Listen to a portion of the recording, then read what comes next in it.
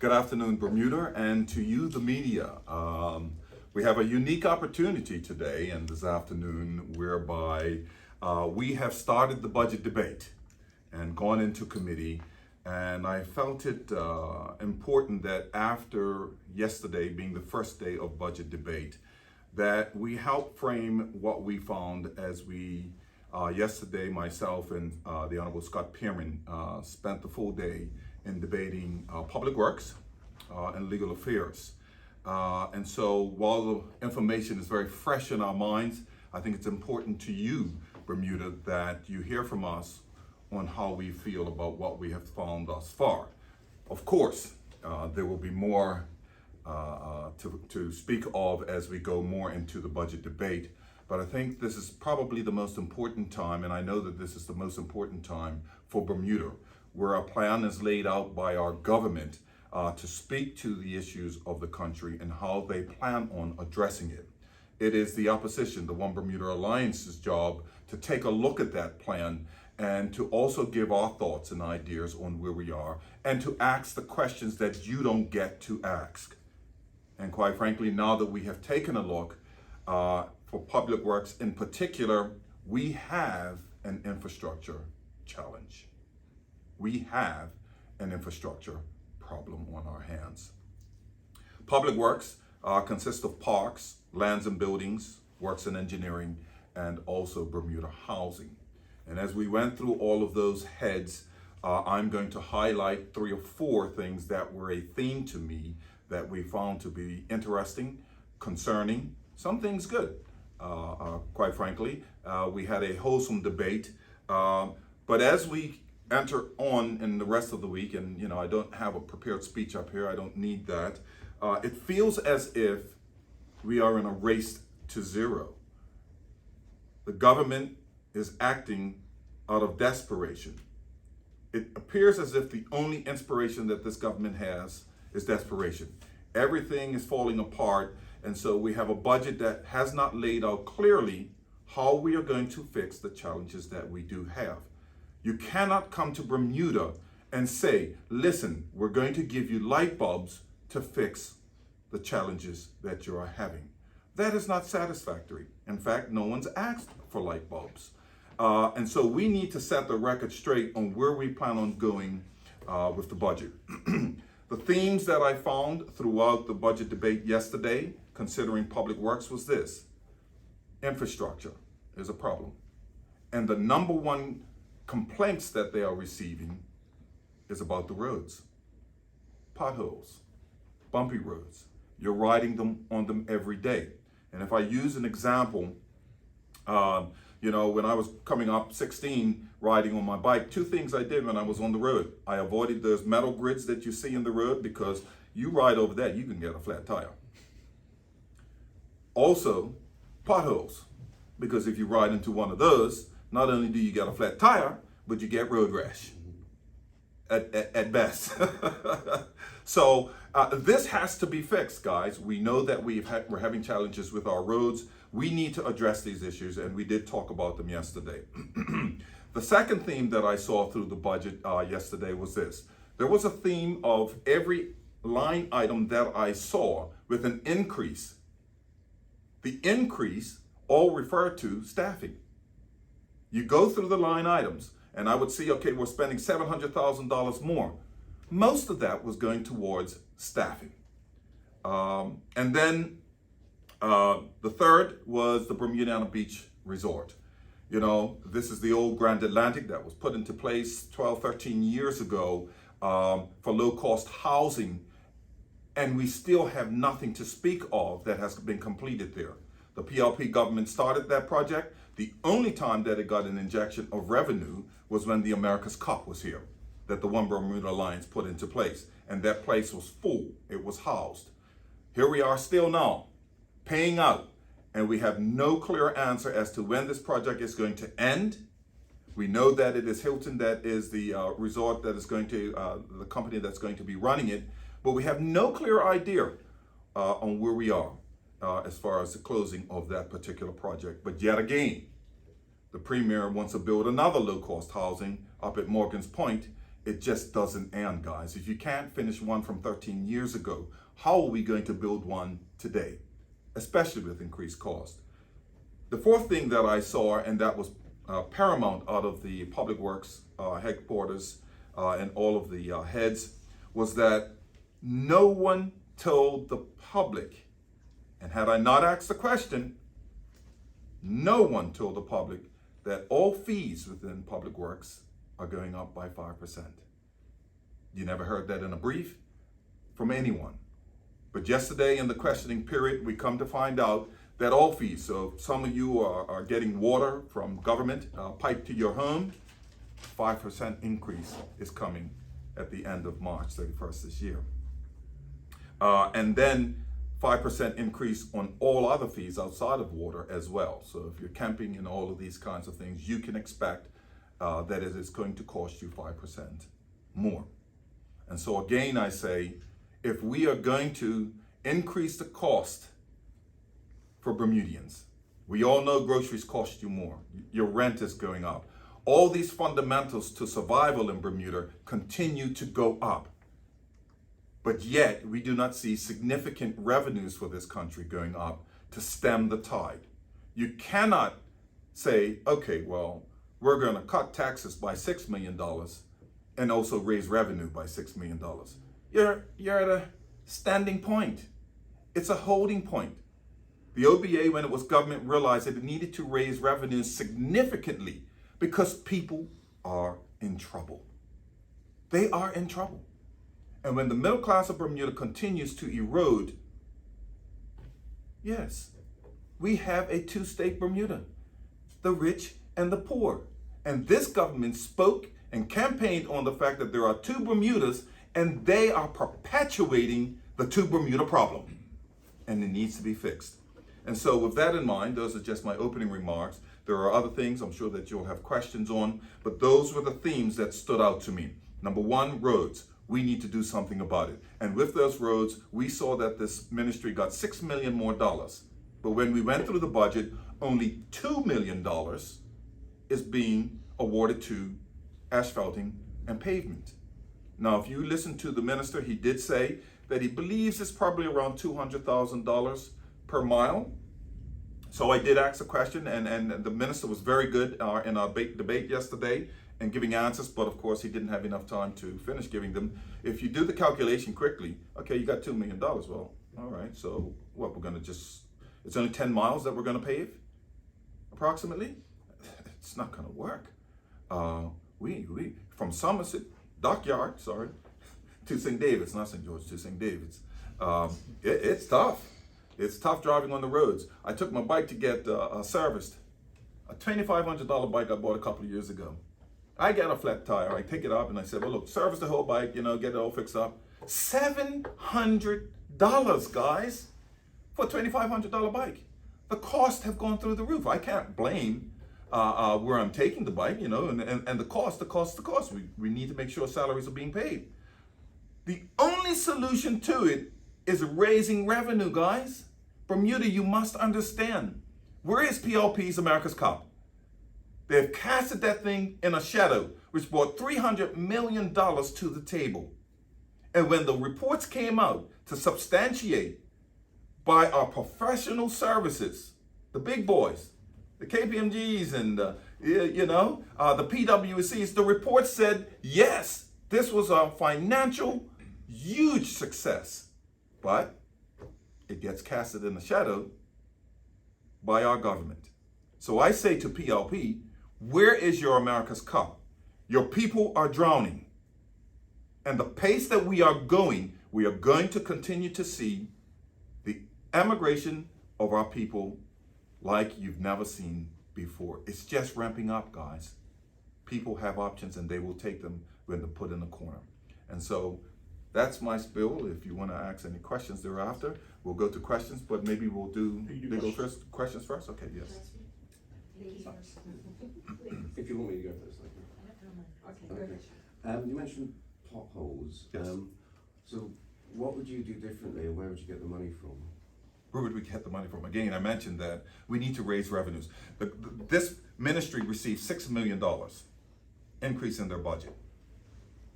So if you take that 2 million, you divide it into that 6, I would raise, that's the major concern.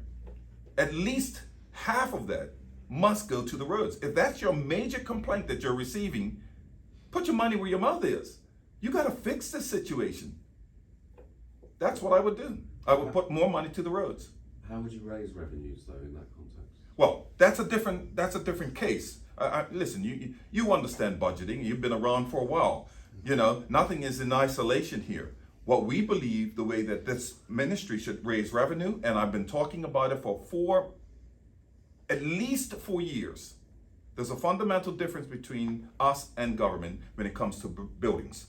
We have about 700 buildings. The government owns about 700 buildings. What has to happen is this. When we were government, we thought about it and we said, we can't maintain these buildings. They're literally falling down around us. So we decided, well, we need to sell off some of this real estate. Why is government having 700 buildings when we could give that to the private sector? I mean, that could go to low-cost housing in a heartbeat. So the first time that we put out a sale for a property, and that was the Harrington Sound Post Office. Within months, it was gone for $700,000, and I think it was some $780,000, somewhere to that effect. We need to sell off some of these properties, and what the Public Works Department can do to help raise revenue is not raise revenues by increasing fees, as you just found out, but with these properties, sell them. There are people who right now will buy them and come up with a plan so that it also addresses the housing shortage that it continues to talk about for low-cost housing. We can do that. If you're going to put out a mortgage plan to help people to buy homes, why not give them the opportunity to take over some of these dilapidated buildings that we do have and house people in them? Raising revenue, easy. Of the 700 buildings, how many would you sell and how much would you raise? So there was a report that was done, and I'm sure that it needs to be updated. Back some time ago, I believe in that report, the first tier showed at least 2,000 buildings that could be sold off to residential at the time. And I remember viewing that report. I don't know where it is right now. Certainly, you know, we're not privy to that information, but half of that, 12 of those buildings sold at $500,000 is a windfall for this government because it needs it. Why do you think the government isn't doing that now then, if they've got 700 buildings? Because we asked. Their philosophy to it is to lease them. Leasing takes time, and Bermudians don't have time. They're drowning now. Yeah. You know, they're not grasping for air, Sean. They're drowning. So you'd have to wait for those leases to end before you could sell them then? No, the buildings are not being leased. They're going to put them up for lease. Right, okay. On fees, do you think the government was underhand then in the way that it's handled the fee issue, raising fees? Do you think that they were deliberately underhand, keeping it quiet?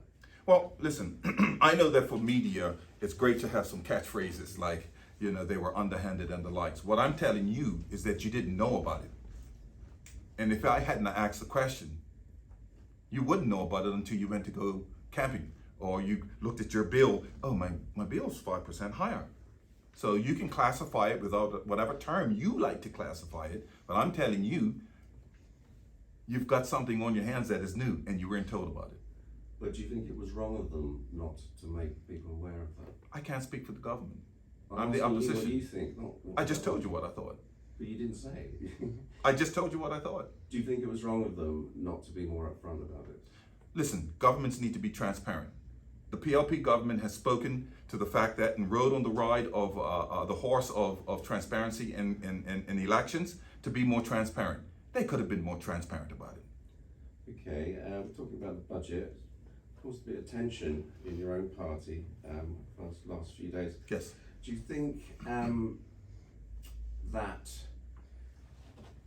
Mr. Simons is still the best leader for the party after what's happened? We're not going to discuss party matters here.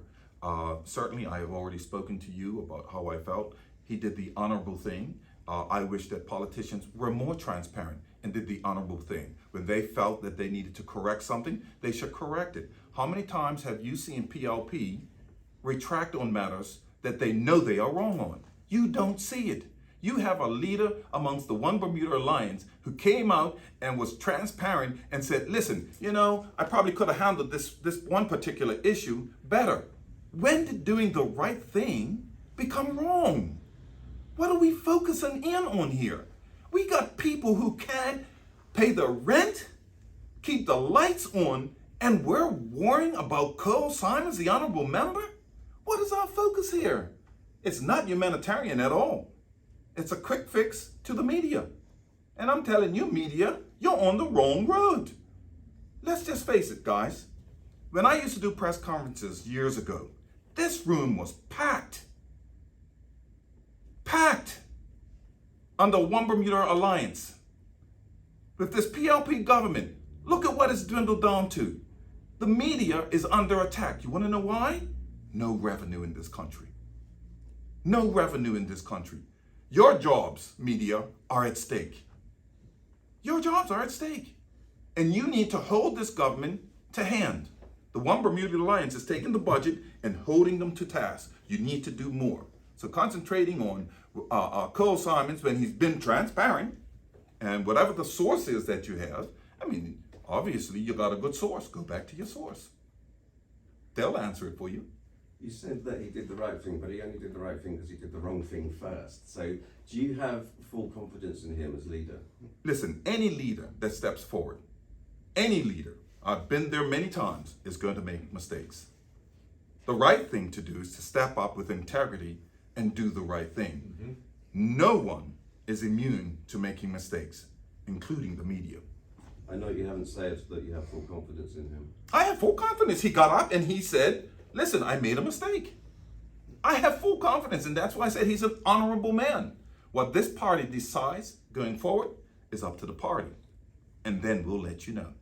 Friends of Jarian Richardson have told me that he's considering asking Mr. Simons to resign. What would your advice be to Mr. Richardson on that matter? I think that I've already spoken to Jarian about his steps going forward, on how he feels about things, and that's between him and I. Do you think that Mr. Simons should now resign after his public apology to the rest of you and his That's a decision for the judgment? That's a decision for the One Bermuda Alliance. I think what you probably should concentrate in on is maybe there should be some resignations on the PLP. That's where you need to concentrate. Yeah, but they're the government at hand, aren't we? So obviously, do you think he should resign or not? I think I've already answered that question. I don't think you have actually. Should he resign or not? I've already answered what I'm going to answer, Sean. You haven't answered. You can't get water out of a I know butt. you haven't answered. Well, let me just set the record straight. Let me just set the record straight. Just because you ask a question, Sean, does not demand the respect of an answer. And you need to know that. I think asking whether you have confidence in your leader and whether you think he should resign or not is actually a very proper and important question. I just told you, politicians should answer. I just said to you that it is clear to me that he's done the right thing, and I trust in his judgment. Mr. Cannonier, Jasmine, have a seat. Thanks, Mr. Cannonier. My understanding is the Public Works Department right now, about a third of all posts are filled, so essentially 2/3 of the work is not being done.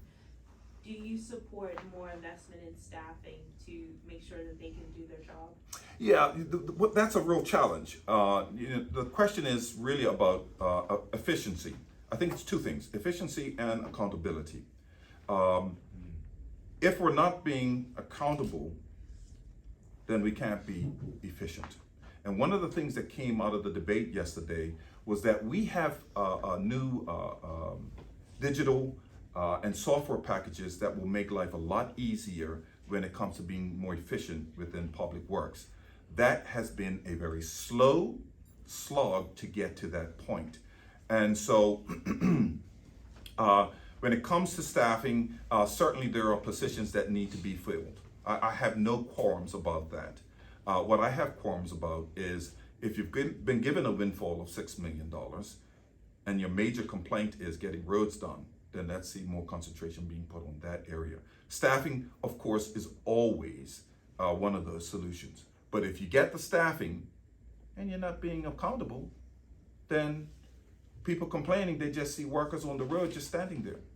And that's what you're hearing. We need more accountability and more efficiency put in place. So I have no problem if we have to increase staffing.